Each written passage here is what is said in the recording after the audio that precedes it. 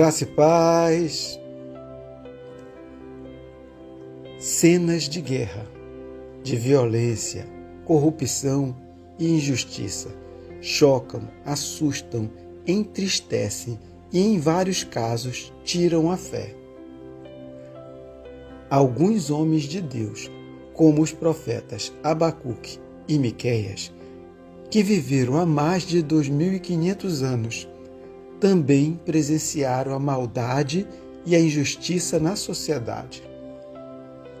E, em razão da vontade de Deus, foram levantados e profetizaram, alertando aqueles líderes, autoridades, que tinham o poder nas mãos, mas que intentavam, maquinavam e executavam a iniquidade e a maldade. Miqueias, capítulo 3, versículo 4. Miqueias fala em um contexto de violência e injustiça praticada por autoridades que detinham o poder civil, militar e religioso.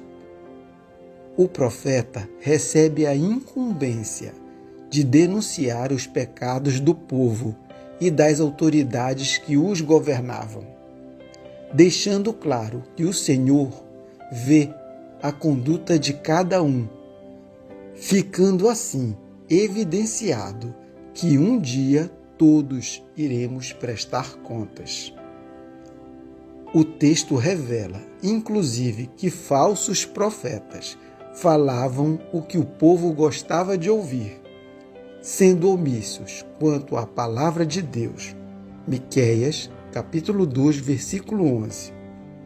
Pois tinham como objetivo o ganho e a riqueza.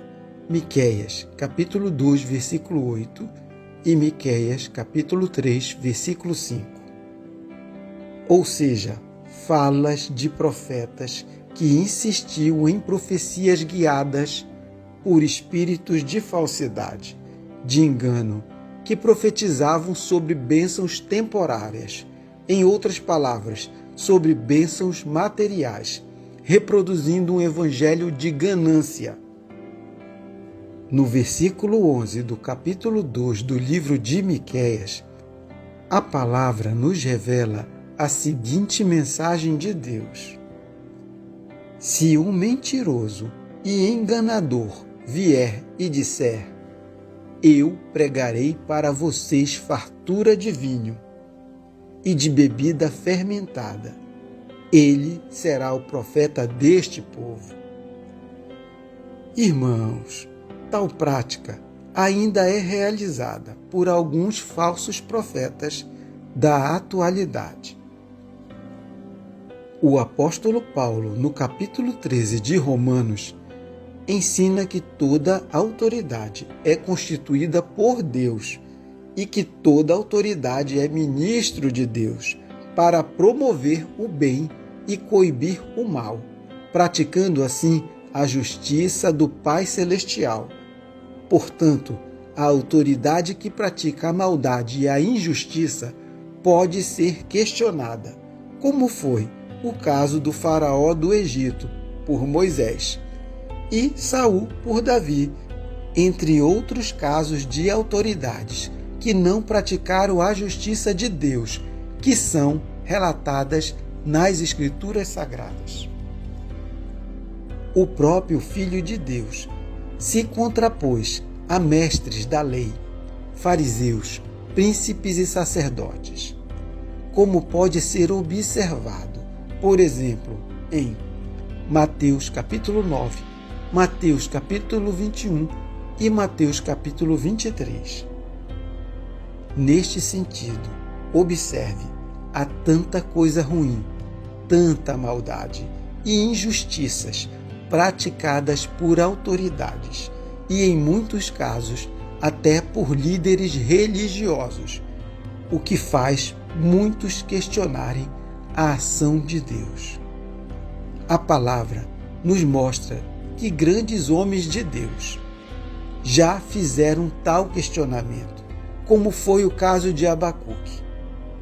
Em Abacuque, capítulo 1, versículo 3, o profeta faz a seguinte pergunta: por que me fazes ver tanta maldade? Por que toleras a injustiça? O profeta tinha uma relação muito especial com Deus. Ele fazia perguntas e Deus as respondia diretamente. O fato é que Deus o conforta e aponta para o tempo em que a justiça será feita. Explica que o sucesso de pessoas ruins é apenas temporário, que as nações violentas seriam arruinadas e aqueles que lucram com a maldade e a injustiça não escapariam do castigo. O certo é que o mal nasce do pecado e não existe por culpa de Deus. A palavra de Deus é atual. Serve para nossa advertência. 1 Coríntios, capítulo 10, versículo 11. E nos faz entender que a salvação não vem de nós mesmos, não vem de outro ser humano pecador, não vem de nenhuma instituição humana, mas vem do Senhor. A salvação eterna e perfeita vem somente do Senhor. E Jesus é o único caminho, a verdade e a vida. João, capítulo 14, versículo 6. Em Mateus, capítulo 13, do versículo 24 ao 30 e do versículo 36 ao 43, Jesus, por meio da parábola do joio e do trigo, nos ensina sobre a existência do mal, sobre a sua origem e o seu fim. Por meio da parábola, Jesus compara o reino de Deus a uma lavoura. Conta que um homem semeou boa semente de trigo em seu campo. Contudo, durante o seu período de descanso, apareceu um adversário e semeou joio no meio do trigo. Observe que ambas as sementes são parecidas, o joio e o trigo. Passando o tempo, o trigo cresceu e deu frutos, mas junto dele também apareceu o joio, que não dá bons frutos. A palavra nos ensina que os servos do dono da lavoura se prontificaram a arrancar o joio, mas foram impedidos pelo dono do campo, que determinou que o joio deveria crescer junto com o trigo, para no dia da colheita ser separado e jogado no fogo. Ou seja, o joio que cresce entre o trigo somente será separado no dia do juízo final. Portanto, não perca a fé. Creia na palavra de Deus. Se alimente dela. Busque praticá-la e fazer o seu ID. Deixe que o Espírito Santo te transforme. E você verá que mesmo diante das maldades e injustiças desse mundo, Deus estará com você. Ele é quem dará a força e a sabedoria necessária. Ele é quem irá confortar, cuidar, proteger, conceder a paz e, finalmente, um dia, a salvação e a vida eterna. Amém? Vamos orar?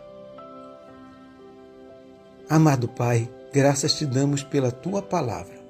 Senhor, faz morada em nosso coração. Nos ensina a Tua palavra e nos ajude a praticá-la. Pai, que mesmo diante da maldade e injustiça que há no mundo, o Senhor esteja conosco, nos dando a força e a sabedoria necessária. Que possamos viver eternamente em comunhão contigo.